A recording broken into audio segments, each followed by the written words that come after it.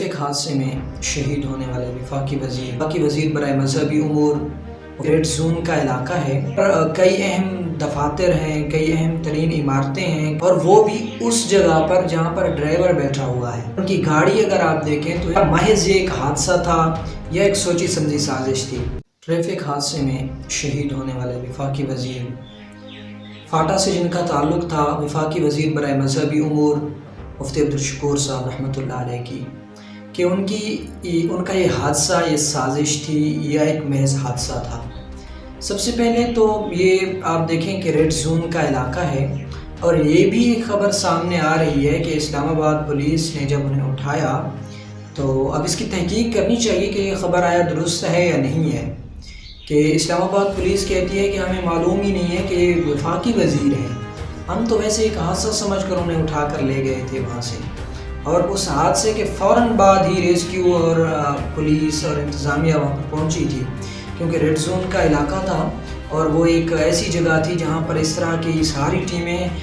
ہمیشہ الرٹ رہتی ہیں۔ وہاں پر کئی اہم دفاتر ہیں، کئی اہم ترین عمارتیں ہیں، کئی اہم ترین لوگ وہاں پر رہتے ہیں،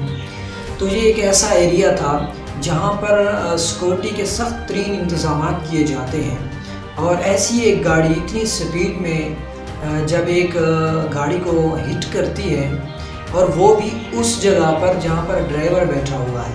اور یہ بھی اس دن ہوا کہ جس دن وہ اکیلے جا رہے ہیں مفتی عبدالشکور صاحب، ان کے ساتھ نہ کوئی اور بندہ ساتھ تھا، نہ کوئی ان کا کوئی دوست، نہ کوئی سیکورٹی گارڈ، نہ کوئی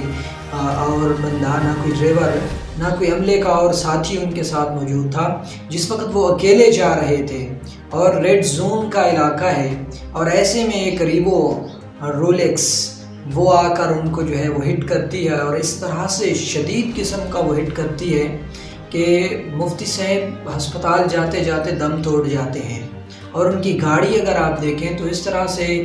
لگتا ہے جیسے کہ کوئی کم از کم 150 سے اوپر کی سپیڈ میں کوئی گاڑی آئی اور ان کو جو ہے وہ ہٹ کیا، جس کی وجہ سے وہ گاڑی مکمل طور پر ڈیمیج ہو گئی ہے۔ اور مفتی صاحب کی سادگی انتہا درجے کی تھی۔ مفتی صاحب کی یہ شہادت کیوں پیش آئی؟ کیا محض یہ ایک حادثہ تھا یا ایک سوچی سمجھی سازش تھی؟ اگر آپ پچھلے کچھ دنوں سے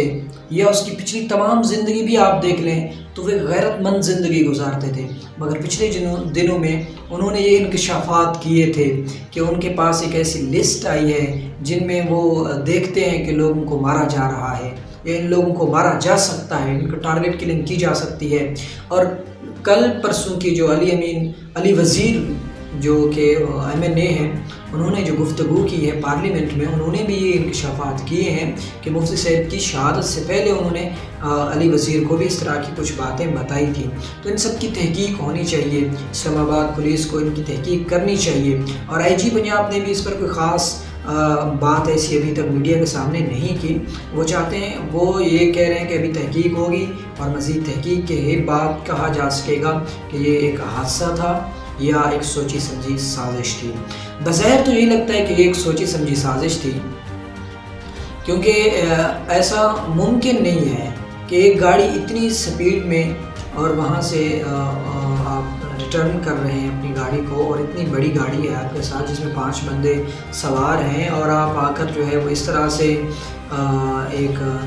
گاڑی کو ٹکر مارتے ہیں، اور اس کے ڈرائیور سائڈ پر ہی آ کے مارتے ہیں۔ اب محض جب ایک حادثہ پیش آتا ہے تو انسان کا درد ہوتا ہے، وہ کوشش کرتا ہے کہ اگر ایسا واقعہ بھی پیش آنے والا ہے یا وہ اپنے اعصاب پر قابو نہیں پا رہا، تو کم از کم اتنی وہ ضرور کوشش کرتا ہے کہ سامنے والے کو بھی نقصان سے بچایا جا سکے ممکنہ حد تک۔ بہرحال مفتی صاحب کو اللہ تعالیٰ ان کے درجات بلند فرمائے، سادگی کی مثال تھے، اور وفاقی وزیر تھے، کوئی مراعات نہیں تھی ان کے پاس، کوئی پروٹوکول نہیں تھا، حالانکہ ڈرائیور بھی ساتھ نہیں تھا۔ آپ دیکھیں تو اس وقت جب ان کی شہادت ہوئی ہے، اور پہلے MNA ہیں، شاید آپ اور بھی ہوں گے جمعیت علماء اسلام میں، مگر یہ ایک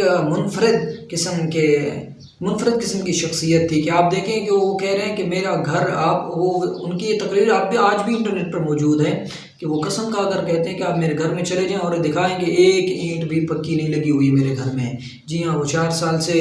MNA اور وفاقی وزیر آ رہے ہیں۔ اگر آپ ان کے فرزند کی حالت زار دیکھیں، جس طرح کے انہوں نے کپڑے اور جس طرح کے جوتے پہنے ہوئے تھے، لگتا نہیں ہے کہ وہ کسی MNA کے بیٹے ہوں۔ اگر آپ ہمارے ہاں عام طور پر MNA صاحبان اور وفاقی وزیروں کی اپنی گاڑیاں، ان کے اپنے کوٹھیاں، بنگلے اور ان کے صاحبزادگان اور ان کی جو بیویاں ہیں، بیٹیاں ہیں، ان کے پاس جو گاڑیاں ہیں، ان کے جو کپڑے برانڈڈ ہیں، اگر آپ دیکھیں تو آپ کو پتہ نہیں چلے گا یہ کہ کوئی عام بندہ ہے، تو وہ پہچانے جا سکیں گے۔ لیکن مفتی صاحب اتنی سادگی سے زندگی گزار رہے تھے۔ بہت سی ایسی ویڈیوز ہیں، تصاویریں ہیں جہاں آپ ان کو دیکھتے ہیں، کبھی وہ خود گارا اٹھا رہے ہیں، کبھی روڈ پر بیٹھ کر افطاری کر رہے ہیں، کبھی روڈ پر چلتے ہوئے، بیٹھے ہوئے وہ اپنے آفس کے کام کر رہے ہیں۔ انتہائی سادہ زندگی گزاری انہوں نے، اور وہ کہتے ہیں نا کہ ریاست مدینہ کی ایک جھلک ان میں نظر آئی۔ کہ ایسا ہوتا ہے کہ جب وہ لوگ چلے جاتے ہیں، جب وہ لوگ ہمیں چھوڑ کر چلے جاتے ہیں، پھر ہمیں یاد آتی ہے۔ آج بھی جمعیت علماء اسلام میں ایسے لوگ موجود ہیں، آپ دیکھیں نہ وہ مرات لیتے ہیں، نہ ان کے پاس جو ہے وہ اتنی بڑی بڑی گاڑیاں ہیں، نہ بنگلے ہیں، نہ کوٹھیاں ہیں، مگر وہ اہم عہدوں پر فائز رہ چکے ہیں۔ آج بھی ایسے MNA جمعیت علماء اسلام کے پاس موجود ہیں جن کے اپنے گھر ابھی تک کچے ہیں اور وہ کچے گھروں میں رہ رہے ہیں۔ بہرحال میں انتظامیہ سے، اسلام آباد پولیس سے، وفاقی حکومت سے